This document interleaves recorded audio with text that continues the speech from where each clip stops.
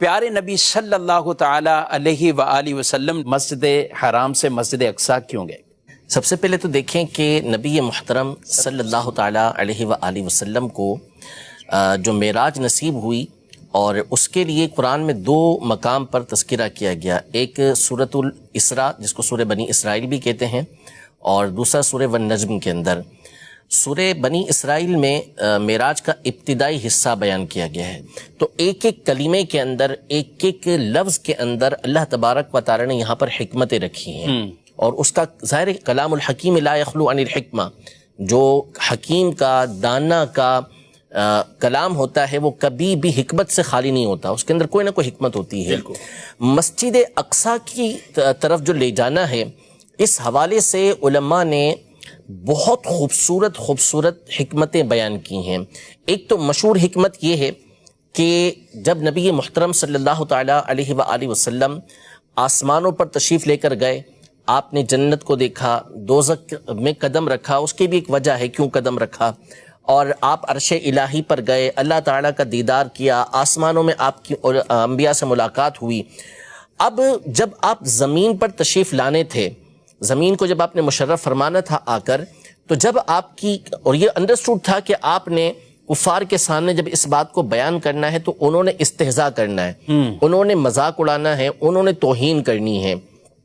تو اب ان کے سامنے اگر آسمان کی باتیں کی جاتی، آسمان کی حیت کو بیان کیا جاتا، انبیاء کرام علیہ السلام سے ملاقات کو بیان کیا جاتا، جنت اور دوزخ کے احوال بیان کیے جاتے، عرش الہی کی کیفیت بیان کی جاتی، تو وہ تو کہتے کہ یہ چیزیں ہم نے دیکھی نہیں ہیں، لہذا ہم کیسے آپ کی بات کا اعتبار کریں۔ لیکن مسجد اقصی یہ وہ مقام ہے کہ جس میں کئی کفار مشرکین مکہ آئے دن وہاں سفر کرتے رہتے تھے، ان کو مسجد اقصی کے حوالے سے تمام چیزیں معلوم تھی، ٹھیک ہے، اور ان کو یہ بھی معلوم تھا کہ نبی کریم صلی اللہ تعالی علیہ وآلہ وسلم کبھی بھی مسجد اقصی تشریف لے کر نہیں گئے۔ اب ان کے پاس حضور علیہ السلام کا جو دعویٰ تھا،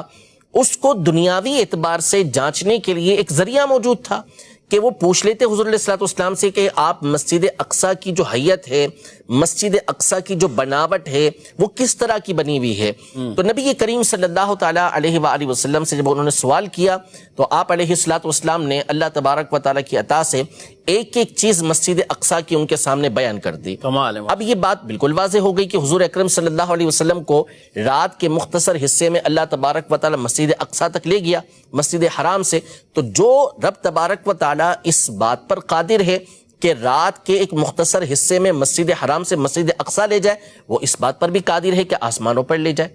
یہ بھی اللہ تبارک و تعالیٰ کی قدرت کے اندر ہے۔ دوسری حکمت، بہت خوبصورت حکمت، علامہ محمود آلوسی رحمۃ اللہ تعالی علیہ، انہوں نے تفسیر روح المعانی کے اندر بیان کی، نبی محترم صلی اللہ تعالی علیہ وسلم کی ذات گرامی وہ ہے کہ جن کے دیدار کو کائنات کی ہر شے ترستی ہے، ہر شے کو حضور علیہ السلام کی دیدار کی تمنا ہوتی ہے، شجر ہو، حجر ہو، ہر چیز یہ تمنا کرتا ہے کہ مجھے نبی کریم صلی اللہ تعالیٰ علیہ وسلم کا دیدار نصیب ہو۔ استوانہ حنانہ حضور علیہ السلام جس سے ٹیک لگا کر خطبہ دیا کرتے تھے، جب آپ ممبر پر تشریف فرما ہوئے تو وہ حضور علیہ السلام کے فراق کے اندر رونے لگا۔ حضور علیہ السلام کے حوالے سے مولا کائنات مولا مشکل کشا رضی اللہ تعالیٰ عنہ یہ ایک واقعہ بیان کرتے ہیں کہ ہم ایک مقام سے حضور علیہ السلام کے ساتھ گزر رہے تھے، تو جس پتھر یا جس درخت کے پاس سے گزرتے وہ جھک کر الصلاۃ والسلام علیک یا رسول اللہ کہا کرتا تھا۔ تو ایک مسلم شریف کی حدیث مبارکہ بھی ہے جس کا مفہوم یہ ہے کہ میرے امتی آئیں گے، یعنی بھائی فرمایا اس مقام پر اپنی امت کو شفقت اور بطور مہربانی کے، یہ ایسے افراد ہوں گے کہ جو اس بات کی تمنا کریں گے کہ ان کا سارا مال، اہل و عیال سب لے لیا جائے اور وہ مجھے دیکھ لیں، یعنی دیدار نصیب ہو جائے، چاہے ساری کی ساری چیزیں چلی جائیں۔ مسجد اقصی چونکہ یہ ملک شام کے اندر واقع ہے، القدس کے علاقے کے اندر واقع ہے، جس کو بیت المقدس کا علاقہ بھی کہا جاتا ہے، یہاں کثیر انبیاء کرام علیہ السلام یا تو وہاں پر ہی مبعوث ہوئے، یعنی وہیں ان کی بعثت ہوئی، یا بہت سے وہاں پیدا ہوئے اور بہت سو کی ہجرت وہاں پر ہوئی۔ تو مسجد اقصی کو یہ سعادت حاصل ہے کہ اس نے کئی انبیاء کرام علیہم السلام کی زیارت کا شرف پایا ہے۔ کیا بات ہے۔ علامہ آلوسی رحمۃ اللہ تعالی علیہ لکھتے ہیں کہ مسجد اقصیٰ کے ستونوں نے اللہ تبارک و تعالیٰ کی بارگاہ میں اس بات کی التجا کی، دعا کی کہ یا اللہ عز و جل، ہم تیرے کثیر انبیاء کرام علیہم السلام کے دیدار سے مشرف ہوئے ہیں، ان کو دیکھنے کی ہم نے سعادت حاصل کی ہے، اب سید الانبیاء علیہم السلام یہ مبعوث ہوئے ہیں، ان کی زیارت ہم نے نہیں کی۔ علامہ آلوسی فرماتے ہیں کہ اللہ تعالیٰ نے ان کی دعا کو قبول کیا اور نبی کریم صلی اللہ علیہ وسلم آسمانوں پر جانے سے پہلے مسجد اقصیٰ میں تشریف لے کر آئے۔ سبحان اللہ۔ اسی طرح ملک شام جو ہے، آج تو ہمارے یہاں ایک مخصوص جو ملک ہے جس کو سیریا بھی کہتے ہیں، یہ ملک شام کہلاتا ہے، لیکن نبی کریم صلی اللہ تعالی علیہ وآلہ وسلم کے زمانے اقدس میں جو ملک شام تھا وہ بڑا وسیع تھا۔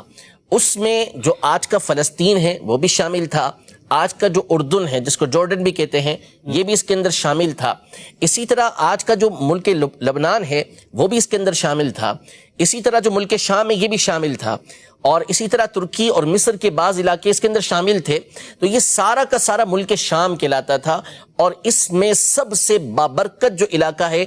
وہ بیت المقدس والا علاقہ ہے۔ نبی محترم صلی اللہ تعالی علیہ وآلہ وسلم نے ایک حدیث پاک میں جو میدان قیامت کا قیام فرمایا کہ میدان قیامت کہاں پر ہوگا، تو وہ ملک شام یعنی بیت المقدس کی جو زمین ہے اس مقام پر آپ نے فرمایا کہ یہاں میدان محشر قائم ہوگا۔ اور نبی کریم صلی اللہ تعالی علیہ وآلہ وسلم کی جو اپنی امت کے ساتھ محبت ہے، آپ علیہ السلام اپنی امت پر جو شفیق و مہربان ہیں وہ تو بے مثل و بے مثال ہے۔ بالمؤمنین رؤوف الرحیم، مومنوں پر تو وہ کمال درجے کے مہربان ہیں۔ جہنم کے اندر یعنی جب حضور علیہ السلام آسمانوں پر تشریف لے گئے اور آپ نے جنت کا نظارہ کیا، جنت کی نعمتوں کو دیکھا، تو یہ تو سمجھ آتا ہے جی جی کہ اللہ تعالیٰ نے جنت کی نعمتیں دکھائیں، وہ مقامات دکھائے جو آپ کی امت کو ملیں گے، خود آپ علیہ السلام کا مقام، یہ ساری چیزیں آپ کو دکھائی گئیں، یہ ایک بات ہے۔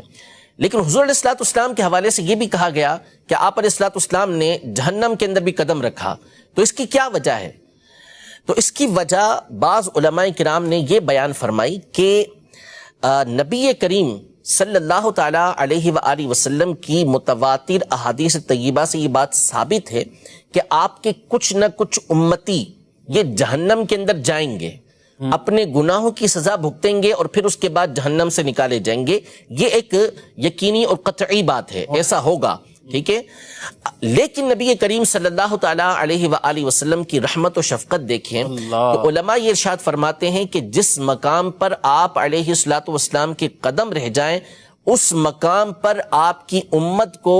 آسانیاں حاصل ہو جاتی ہیں، لہذا جہنم کے اندر جب آپ علیہ السلام کے قدم مبارک رہے تو اگرچہ اب آپ کی امت کے بعض افراد اس کے اندر داخل ہوں گے لیکن ان قدموں کی وجہ سے ان کے عذاب کے اندر بھی کمی واقع ہوگی۔ اللہ اکبر، واہ۔ تو اسی طرح یہ ارشاد فرمایا کہ جو بیت المقدس کی زمین ہے یہاں پر میدان محشر قائم ہوگا، قیامت کے دن سب لوگ یہاں پر جمع کیے جائیں گے، اور میدان محشر کا جو ہول ہے، جو اس کے احوال ہیں، یعنی اس کی جو خوفناکی ہے، ہولناکی ہے، وہ ایسی ہے کہ سیدنا عبداللہ بن مسعود رضی اللہ تعالی عنہ فرماتے ہیں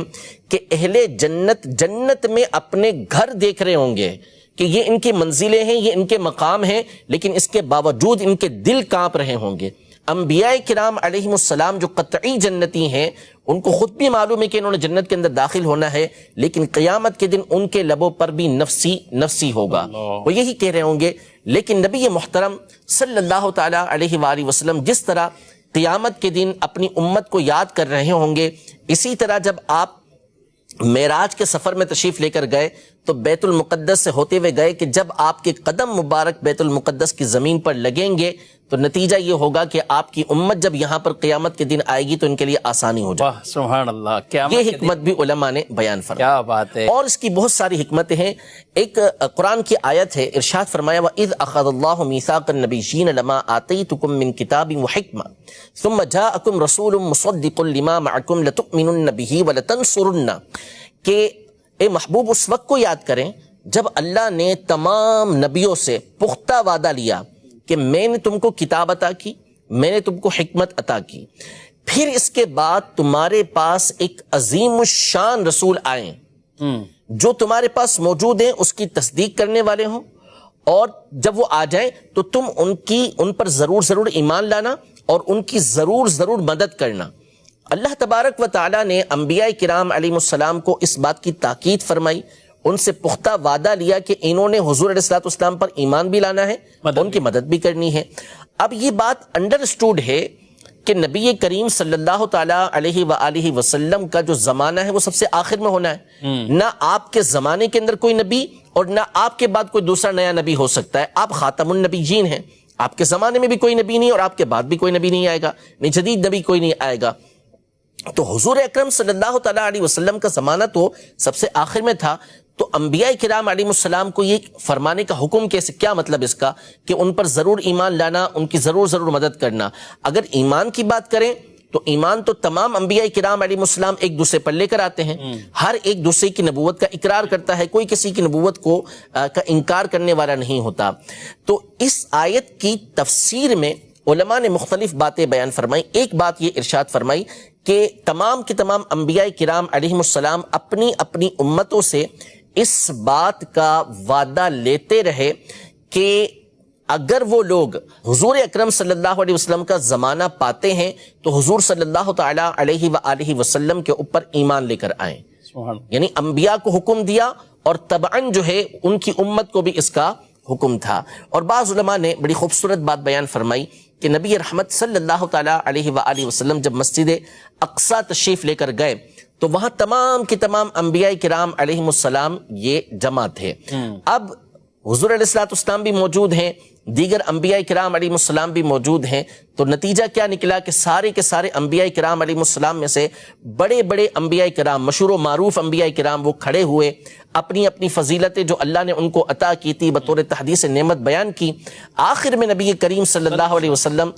کھڑے ہوئے، خطبہ دیا اور اللہ تبارک و تعالیٰ کی حمد و ثنا کے بعد بیان کیا کہ اللہ نے مجھے رحمت للعالمین بنا کر بھیجا، مجھے خاتم النبیین بنا کر بھیجا، مجھے اپنا حبیب بنایا۔ حضرت ابراہیم علی نبینا و علیہ الصلوۃ والسلام، انہوں نے کھڑے ہو کر اعلان کیا کہ انہی فضائل کی وجہ سے محمد صلی اللہ علیہ وسلم کو ہمارے اوپر فضیلت دی گئی ہے۔ تو یہ تمام کے تمام نبی کریم صلی اللہ تعالیٰ علیہ وآلہ وسلم کی فضیلت کے مقر ہوئے، اقرار کرنے والے ہوئے، اور جب انہوں نے حضور علیہ الصلوۃ والسلام کے پیچھے نماز ادا کی تو اس کا مطلب یہ ہوا کہ اس وقت